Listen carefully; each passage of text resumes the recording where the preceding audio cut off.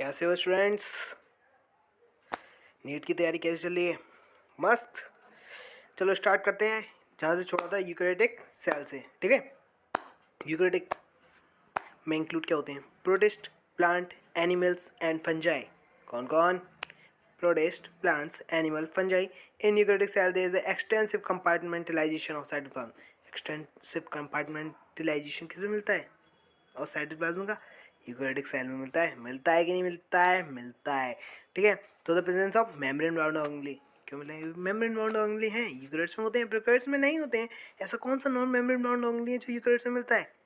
Ribosome. याद आ रहा है? जो प्रोकैरियोट्स और यूकैरियोट्स दोनों में मिलता है। याद आ गया होगा पूरी तरीके से।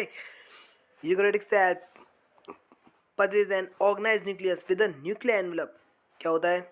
ऑर्गेनाइज न्यूक्लियस होता है और with nuclear envelope. Nuclear envelope भी है। In addition, eukaryotes have a variety of a complex locomotory and cytoskeletal structure। मतलब क्या है भैया इसका? यूकैरियोटिक सेल में variety of complex locomotory and cytoskeletal structure है। अरे वाह, कॉम्प्लेक्स है locomotory and cytoskeletal structure. Genetic material organise किस में हुआ है? क्रोमोसोम में। ऑर्गेनाइज किस में हो गया? क्रोमोसोम में। All eukaryotic cell are not identical. सारी यूकैरियोटिक सेल आइडेंटिकल नहीं है। समझ में आ रहा है? देखो, यूकैरियोटिक सेल के पास variety of complex locomotory and cytoskeletal structure है। Genetic material is organise into chromosome. Genetic material किसमें ऑर्गेनाइज हो गया? क्रोमोसोम में। ठीक है, all eukaryotic cell not identical, वो आइडेंटिकल नहीं है। प्लांट और animal cell are different. Plant और एनिमल सेल कैसे हैं? Different. As a former possess cell wall, पहले वाले के पास सेल वॉल है, मतलब प्लांट के पास सेल वॉल है। Plastid and large central vacuole, plastid और लार्ज सेंट्रल वैक्यूल है। Which are absent in animal cell. हो रहा है क्लियर? नहीं हो रहा सर, दोबारा से बता दो। बिल्कुल बता देंगे। प्लांट के पास सेल वॉल है, एनिमल के पास सेल वॉल, प्लांट के पास सेल वॉल। सेंट्रल वैक्यूल किसके पास है? प्लांट के पास है, बिल्कुल है। लार्ज किसके पास है? मैं बोलूँ प्लांट और एनिमल दोनों पे? हाँ सर, वैक्यूल तो दोनों पर है, पर प्लांट के पास बड़ा है और एनिमल के पास छोटा वैक्यूल है। ठीक है, हो गया clear. On the other hand, animal cell है वह सेंट्रियोल। एनिमल सेल के पास क्या होता है? Centriole, which are absent in almost all plant cell. देखो ध्यान से, सेंट्रियोल क्या प्लांट में मिलता है एनिमल में? सर एनिमल में मिलता है। प्लांट में ऐसा कोई प्लांट नहीं है? नहीं, कोई तो है, तभी तो एनसीईआरटी लिखती है which are absent in almost all plant cell. हो गया क्लियर? हो गया क्लियर। सेंट्रियोल का काम क्या? डिवीज़न कराना होता है। याद है आपको कुछ? थोड़ा थोड़ा भूली भटकी बातें याद आ रही हूँ। ठीक है, आगे देखते हैं। Let us now look at the individual cell organelle to understand the structure and function। चलो देखते हैं अलग अलग सेल मेम्ब्रेन को देखा है। Detailed structure of membrane was studied only after the advent of electron microscope in the 1950। Detailed structure membrane का कब आया? कब आया? Advent of electron microscope. Electron microscope की डिस्कवरी हुई थी 1950। 1950 के बाद डेटा स्ट्रक्चर आना चालू हो गया मेम्ब्रेन का। बिल्कुल। Meanwhile the chemical study on cell membrane, मतलब 1947 में देश आज़ाद हुआ, 1950 में इलेक्ट्रॉन माइक्रोस्कोप की खोज हो गई, अब सेल का स्ट्रक्चर भी आने वाला है। Meanwhile the chemical study of the cell membrane specially on human RBC, इसके बारे में पढ़ रहे हैं, ह्यूमन आरबीसी। उनने इनेबल कर दिया साइंटिस्ट को कि अब बताओ to deduce the possible structure of plasma membrane. क्या बताना है? पॉसिबल स्ट्रक्चर प्लाज्मा मेम्ब्रेन का। These studies show that cell membrane is mainly composed of lipid and proteins। Cell membrane किससे बनी हुई है? लिपिड से बनी हुई है, प्रोटीन से बनी हुई है। किससे बनी हुई है? बोलना पड़ेगा। सेल मेम्ब्रेन बनी हुई है लिपिड से और प्रोटीन से। मेजर लिपिड कौन से होते हैं? फॉस्फोलिपिड। जो मेजर लिपिड है वो कौन सी है? Phospholipid. That are arrange in bilayer. कैसे अरेंज है? बाइलेयर में। ऑल्सो द लिपिड, ये आगे समझ में। मेजर लिपिड कौन सी है? फॉस्फोलिपिड, जो अरेंज कैसे हैं? बाइलेयर के फॉर्म में। Also the lipid are arrange within membrane with a polar head toward outside. Polar head कहाँ पर है? आउटसाइड है। और hydrophobic tail toward inner side. हो गया clear? This ensure that non polar tail of saturated hydrocarbon is protected from aqueous environment. Non polar tail of saturated hydrocarbon किससे protected होती है? Aqueous environment. In addition to phospholipid membrane also contain cholesterol. In addition to phospholipid membrane क्या क्या contain करती है? Cholesterol भी contain करती है। हो रहा है क्लियर? बोलो। सेल मेम्ब्रेन पढ़ रहे थे हम, 1950 में पहुंच गए थे। तो meanwhile chemical study on cell membrane specially on human RBC enable the scientist to deduce the possible structure plasma membrane. तो आपने किसके में देखा स्टडी किसकी करी, सेल मेम्ब्रेन की, स्पेशली ह्यूमन आरबीसी की करी। इससे क्या हो गया, साइंटिस्ट इनेबल हो गए कि आप क्या पॉसिबल स्ट्रक्चर देख लेते हैं प्लाज्मा मेम्ब्रेन का। This study show that the cell membrane is mainly compose of lipid and protein. Cell membrane किससे बनी है, लिपिड और प्रोटीन की। मेजर लिपिड कौन सी है, phospholipid that are arrange in bilayer, जो अरेंज कैसे होती है, बाइलेयर में। Also the lipid are arrange within membrane with a polar head toward outside.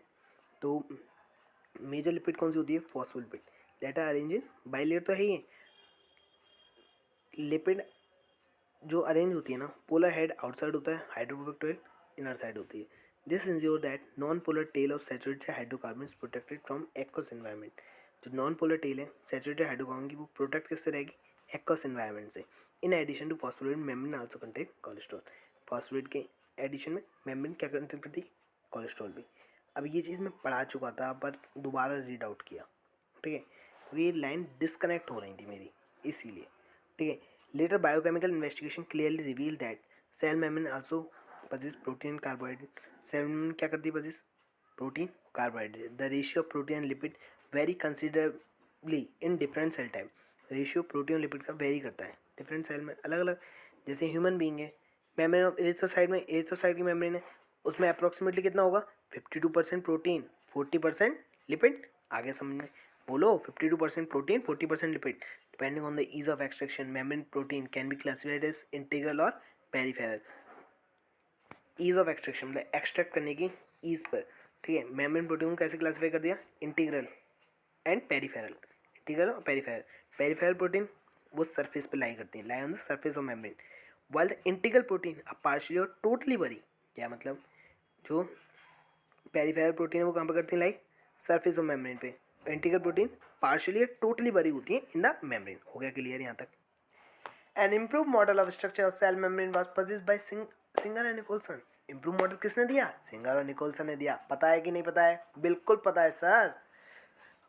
और कब दिया, 1972 में दिया। बच्चे बच्चे को पता है सर। वाइडली एक्सेप्ट किया, कैसे किया गया था, फ्लूइड मोज़ाइक मॉडल। कौन सा, फ्लूइड मोज़ाइक मॉडल भी बोलते हैं। सिंगर निकोलसन ने कौन सा दिया था, 1972 में।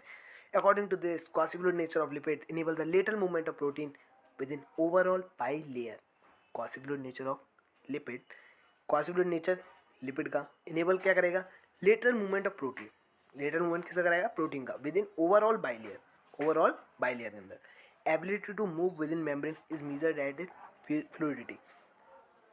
एबिलिटी होना move within membrane, membrane के अंदर मेजर कैसे करते हैं, फ्लूइडिटी के रूप में। Fluid nature of membrane also important from the point of view of function like cell growth, formation of intercellular junction, secretion, endocytosis और सेल डिवीजन। मेरी बात ध्यान सुनेंगे। फ्लूइड नेचर ऑफ मेम्ब्रेन कैसे इंपॉर्टेंट है, point of view of function, जैसे कि cell growth, intercellular junction, secretion, endocytosis, cell division, ठीक है। तो हमें क्या क्या करना है, मेरी बात ध्यान सुनना। कि आपको मैं पूछूँ कि फ्लूइड नेचर, यही पूछा जाता है हमेशा कि फ्लूइड नेचर के फंक्शन बता सकते हो, किससे इंपॉर्टेंट है, तो आप बोलना cell growth, formation of intercellular secretion, endocytosis, cell division. आया, cell growth, secretion, endocytosis, cell division, formation of intercellular junction. हो गया क्लियर, हो गया कि नहीं हुआ, बिल्कुल हो गया। One of the most important function of plasma membrane is the transport of molecule across it. Important function क्या है प्लाज्मा मेम्ब्रेन का, ट्रांसपोर्ट करना मॉलिक्यूल को across it. Membrane is selectively permeable to some molecule present on other side of it. Membrane किसके लिए selectively permeable है, कि molecule को, समझ रहे हो, membrane selective permeable to some molecule present on other side of it. Many molecule can move briefly across the membrane without any requirement of energy and this is called passive transport। जो बिना energy के चले जाते हैं वो passive transport कहलाते हैं। Neutral solute may move across the membrane by the process of simple diffusion. Neutral solute कैसे जाते हैं, को अक्रॉस करते हैं by the process of simple diffusion. Simple diffusion के द्वारा along there concentration gradient. Concentration gradient चल रहा है हायर कंसंट्रेशन से लोअर कंसंट्रेशन, हायर कंसंट्रेशन से लोअर कंसंट्रेशन। वाटर भी जाता है अक्रॉस द मेम्ब्रेन, कैसे जाता है बोलो, हायर से लोअर बोलो। As the polar molecule can not pass through the non polar bilipid layer, they require, उन्हें क्या जरूरत होती है, देखो पोलर मॉलिक्यूल तो पास हो नहीं सकता है, दे रिक्वायर कैरियर प्रोटीन, उन्हें कैरियर प्रोटीन की जरूरत होती है of the membrane to facilitate their transport across the membrane. A few ion और molecular transport across the membrane against the concentration gradient, मतलब लोअर से हायर जाएंगी। Such a transport is an energy dependent process, energy dependent process है in which ATP is utilise, ATP utilise होती है, उसे बोलते हैं एक्टिव ट्रांसपोर्ट। Na+K+ पंप, ये वाला हो गया क्लियर। पैसिव ट्रांसपोर्ट में एनर्जी की रिक्वायर्ड नहीं होती। Water movement of water bye diffusion osmosis कहलाता है, याद रहेगा। सेल वॉल के बारे में पढ़ते हैं। एज यू मे रिकॉल, क्या आपने रिकॉल किया? Non living rigid structure called cell wall, non living होता है, रिजिड स्ट्रक्चर होता है कौन सा? सेल वॉल, जो क्या बनाएगा? Outer covering for plasma membrane of fungi and plant. क्या बनाएगा? Cell wall form an outer covering for the plasma membrane of fungi and plant. Cell wall not only give shape to the cell, cell wall क्या नहीं देता? Shape नहीं देता, ना केवल वो क्या करता है? प्रोटेक्ट करता है सेल को मैकेनिकल डैमेज और इन्फेक्शन से। समझ रहे मेरी बात को? सेल वॉल ना केवल शेप देता है पर प्रोटेक्ट करता है सेल को मैकेनिकल डैमेज और इन्फेक्शन से। It also help in cell to cell interaction and provide barrier to undesirable macromolecule. दोबारा ध्यान सुनना, सेल वॉल ना केवल शेप देता है सेल को बल्कि प्रोटेक्ट करता है सेल को मैकेनिकल डैमेज और इन्फेक्शन से। हो गया क्लियर? हो गया यहाँ तक क्लियर? हो गया। It also help cell to cell interaction, cell to cell जो इंटरेक्शन चल रहा है उसमें भी हेल्प करेगा। प्रोवाइड देगा, बैरियर देगा, क्या देगा? बैरियर देगा, अनडिजायरेबल मैक्रोमोलिक्यूल, बैरियर देगा कि अनडिजायरेबल मैक्रोमोलिक्यूल आ जा नहीं सके। एल्गी की जो सेल वॉल होती है ना, वो किससे बनी होती है? सेलुलोज से, गैलेक्टिन से, मेनन से, मिनरल लाइक कैल्शियम कार्बोनेट। बोलो, cellulose, galactan, mannans and mineral like calcium carbonate. While in other plant it consist of cellulose, पर प्लांट में किससे बनती है भाई? Cellulose, hemicellulose, protein, pectin, cellulose, hemicellulose, pectin और प्रोटीन। दोबारा ध्यान से सुनेंगे, दोबारा से। एल्गी की सेल वॉल, कप ग्लास में कॉफी, एक कप ग्लास में कॉफी क्या है? सेलुलोज, गैलेक्टिन, मेनस और कैल्शियम कार्बोनेट। हो गया ना क्लियर? पर प्लांट की cell wall, cellulose, hemicellulose, pectin और प्रोटीन। आगे समझ? अरे आ गया होगा? हो गया, ठीक है। Cell wall of young plant cell, primary cell wall capable growth की, which is gradually diminish as cell mature. वो कैसे ग्रेजुअली डिमिनिश हो जाएगी? जैसे सेल मैच्योर होगी। सेकेंडरी सेल वॉल फॉर्म होगी इनर साइड पे toward membrane side of cell. हो गया? डिमिनिश कब होगी? जैसे सेल मैच्योर होगी, सेकेंडरी वॉल फॉर्म हो जाएगी इनर साइड पे। मिडल लैमेला किससे बना होता है? मेनली बना होता है कैल्शियम पैक्टेट से, विच होल्ड और glue different neighbouring cell together. ये किसे होल्ड करता है, ग्लू करता है? डिफरेंट नेबर जो आस पड़ोस के सेल को है टुगेदर। सेल वॉल और middle lamella may be traverse by plasmodesmata. Cell wall और मिडल लैमेला कैसे ट्रेवर्स हो जाता है? By plasmodesmata which connect the cytoplasm of neighbouring cell. जो क्या कनेक्ट करते हैं? साइटोप्लाज्म ऑफ नेबरिंग सेल, मतलब आस पड़ोस के सेल को कनेक्ट कर देंगे। नहीं, कौन? बोलो, प्लाज्मोडेस्माटा। हो रहा है क्लियर? हो रहा है कि नहीं हो रहा है? हो रहा होगा मेरे साथ। अब पढ़ते हैं एंडोमेम्ब्रेन सिस्टम। ये बहुत ज़्यादा इंपॉर्टेंट है, हर साल नीट पूछता है इसे। एंडोमेम्ब्रेन सिस्टम कौन बनाता है? While each of the membranous organelle distinct in term of it structure and function. तो सबकी स्ट्रक्चर और फंक्शन, पर many of these are considered together endomembrane system. पर बहुत सारे क्या कहते हैं? एंडोमेम्ब्रेन सिस्टम बनाते हैं, क्योंकि उनकी जो फंक्शन है वो कोऑर्डिनेटेड वे में होते हैं, मतलब एक साथ काम कर रहे हैं भैया, ठीक है। द एंडोमेम्ब्रेन सिस्टम में क्या क्या इंक्लूड होने वाला है? ER, Golgi complex, lysosome, vacuole. बोलो, ER, Golgi complex, lysosome, vacuole. हो गया clear? Since the function of mitochondria, chloroplast and peroxisome are not coordinated. जो किस किस के? माइटोकॉन्ड्रिया, क्लोरोप्लास्ट, पेरोक्सोम के, वो कोऑर्डिनेट नहीं होते विद द अबव कंपोनेंट, तो ये एंडोमेम्ब्रेन सिस्टम का पार्ट नहीं है। ईआर पढ़ते हैं, endoplasmic reticulum. Electron microscope study of eukaryotic cell reveal the presence of network reticulum of tiny tubular structures scattered in cytoplasm. Electron microscope की study किसकी? Eukaryotic cell की। उसने रिवील कर दिया, मतलब एक तरह से हड़कंप ला दिया, ठीक है, कि प्रेजेंस ऑफ नेटवर्क, कि नेटवर्क है प्रेजेंस या reticulum of टिनी tubular structure, टिनी tubular structure जो स्कैटर्ड है साइटोप्लाज्म में। जो कैसा है? स्कैटर्ड किसमें? साइटोप्लाज्म में। इसी को बोलते हैं, that is called ER, endoplasmic reticulum. How hence ER divide the intercellular space. ER किसको डिवाइड करता है? इंट्रासेलुलर स्पेस को, दो डिस्टिंक्ट कंपोनेंट में। बोलो, ER divide the intracellular space into two distinct component, luminal inside ER, extra luminal cytoplasm वाला। बोलो। Luminal inside ER जो इनसाइड एंडोप्लाज्मिक रेटिकुलम है, एक्स्ट्रा ल्यूमिनल जो साइटोप्लाज्मिक कंपोनेंट है या आउटसाइड ईयर। हो गया क्लियर, ठीक है। E R often show ribosome attach to outer surface. E R क्या बताता है, राइबोसोम अटैच किससे है, आउटर सरफेस से। Endoplasmic reticulum bear ribosome on the surface is called rough endoplasmic reticulum. Endoplasmic reticulum जिस पे राइबोसोम है ऑन द सरफेस, तो जिसके पास राइबोसोम है सरफेस पे उन्हें बोलते हैं रफ एंडोप्लाज्मिक रेटिकुलम। अगर राइबोसोम नहीं है तो वो स्मूथ दिखता है, तो smooth endoplasmic reticulum. R E R is frequently observe. R E R कैसा होता है, फ्रिक्वेंटली ऑब्जर्व होता है cell actively involve in protein synthesis, जो किसमें इन्वॉल्व है, प्रोटीन सिंथेसिस और सीक्रेशन में। They are extensive and continuous with the outer membrane of nucleus. वो एक्सटेंसिव होते हैं और कंटिन्यूस होते हैं आउटर मेम्ब्रेन ऑफ न्यूक्लियस। हो गया क्लियर, बोलो। एक्सटेंसिव होते हैं और कंटिन्यूस होते हैं outer membrane of nucleus. S E R major site है synthesis of lipid. S E R क्या है, major site for synthesis of lipid. In animal cell lipid like steroidal hormone वो सिंथेसाइज होते हैं एस ई आर में। हो गया clear, हुआ या नहीं हुआ क्लियर। एस ई आर क्या है, मेजर साइट है सिंथेसिस ऑफ लिपिड, लिपिड की मेजर साइट है। In animal cell lipid like steroidal hormone, जो स्टेरॉयडल हार्मोन होते हैं ना वो सिंथेसिस कहाँ पे होते हैं, एस ई आर में।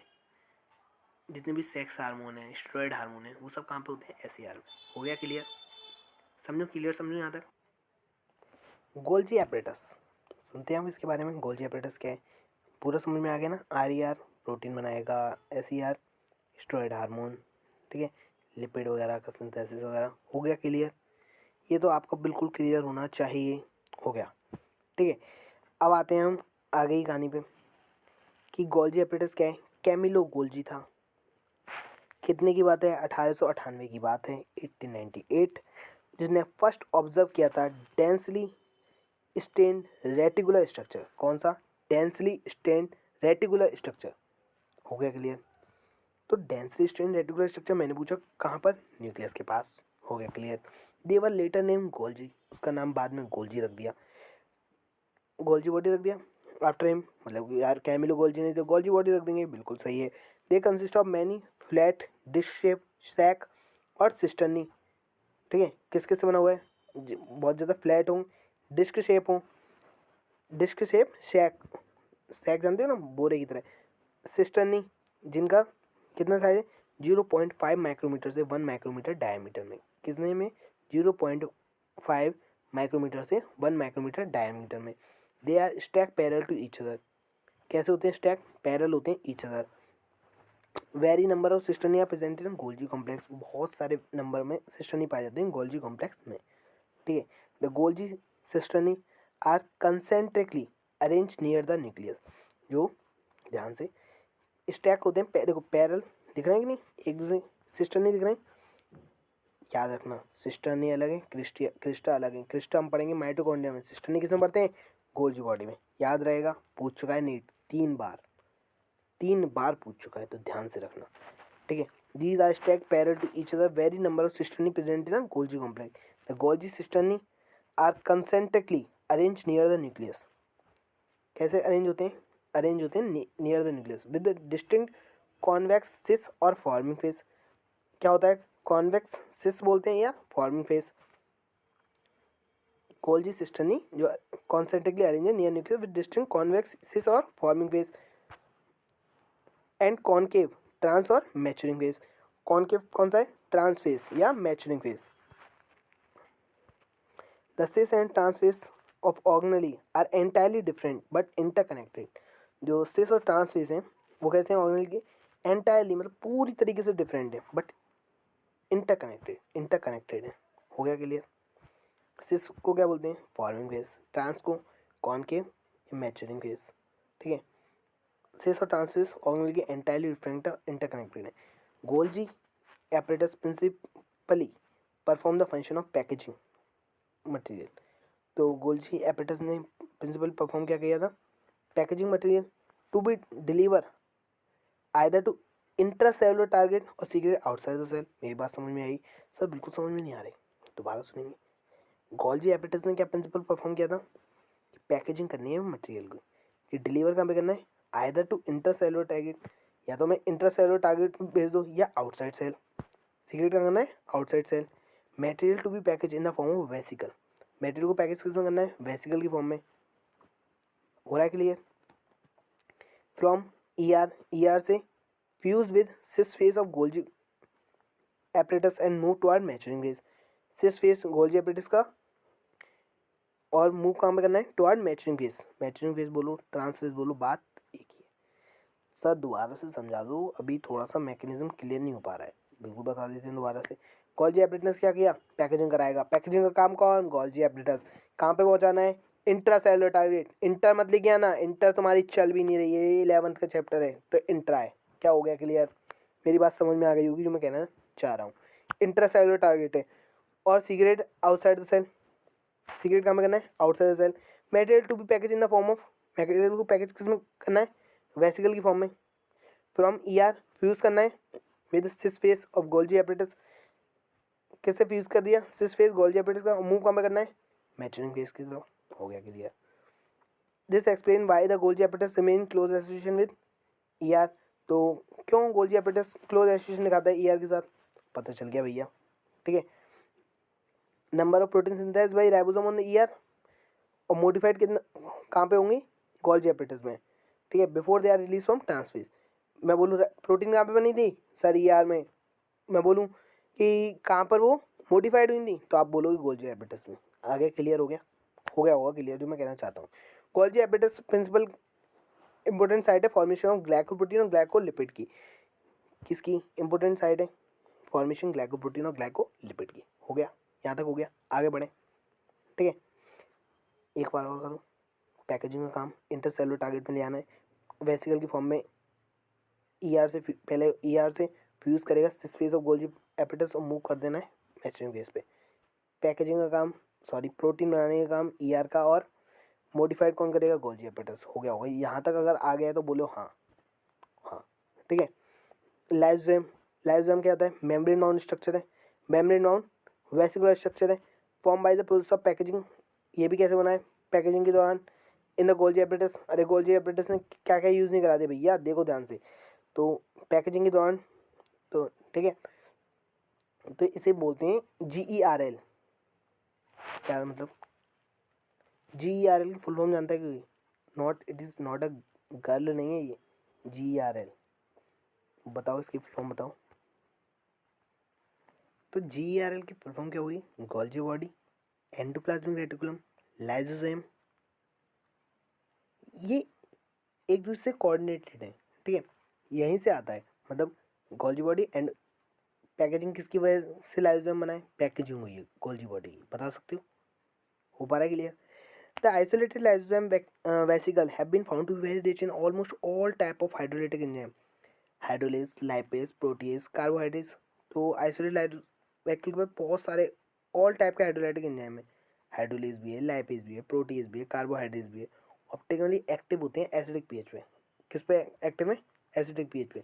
These enzyme are capable of digesting carbohydrate, carbohydrate को डाइजेस्ट कर देंगे, प्रोटीन को डाइजेस्ट कर देंगे, लिपिड को डाइजेस्ट कर देंगे, न्यूक्लिक एसिड सबको डाइजेस्ट कर रहे हैं भैया, ये तो खतरनाक एंजाइम है। ठीक है। Vacuole, vacuole in the membrane bound space found in cytoplasm. कहाँ मिलता है, साइटोप्लाज्म में। It contain water SAP, excretory product and other material not useful for sale. इसमें क्या क्या है, मेम्ब्रेन बाउंड स्पेस है, वाटर सैप मिलेगा, एक्सक्रीटरी प्रोडक्ट मिलेंगे, अदर मटेरियल जो यूजफुल नहीं है सेल के लिए। हो पा रहा है clear. The vacuole is bound by single membrane called tonoplast. In plant cell vacuole can occupy 90% space को कर लेता है। ओहो कितनी बड़ी बात है। In plant the tonoplast, tonoplast क्या है, सेल वॉल ऑफ वैक्यूल। हो गया क्लियर, हो गया। इन प्लांट टोनोप्लास्ट फैसिलिटेट क्या करता है, टोनोप्लास्ट क्या फैसिलिटेट करता है, transport of number of ion and other material against concentration gradient into the vacuole. तो टोनोप्लास्ट फैसिलिटेट कर देगा ट्रांसपोर्ट करना नंबर ऑफ आयंस को, अदर मटेरियल जो अगेंस्ट कंसंट्रेशन ग्रेडियंट, ग्रेडियंट के अगेंस्ट है, इनटू द वैक्यूल, वैक्यूल के अंदर। Hence the concentration is significantly higher in vacuole. तो कंसंट्रेशन किस में होती है, हायर होती है वैक्यूल में देन साइटोप्लाज्म। हो गया क्लियर। और सब्स्टिट्यूशन यहाँ से बन सकता है। तो टोनोप्लास्ट क्या फैसिलिटेट करती है, नंबर ऑफ आयन को कहाँ पर, बोलो, अगेंस्ट कंसंट्रेशन ग्रेडियंट करती है। ठीक है, पर कहाँ पर, वैक्यूल में। तो इसीलिए कंसंट्रेशन किस में ज़्यादा होगी, वैक्यूल में ज़्यादा होती है साइटोप्लाज्म की अपेक्षा।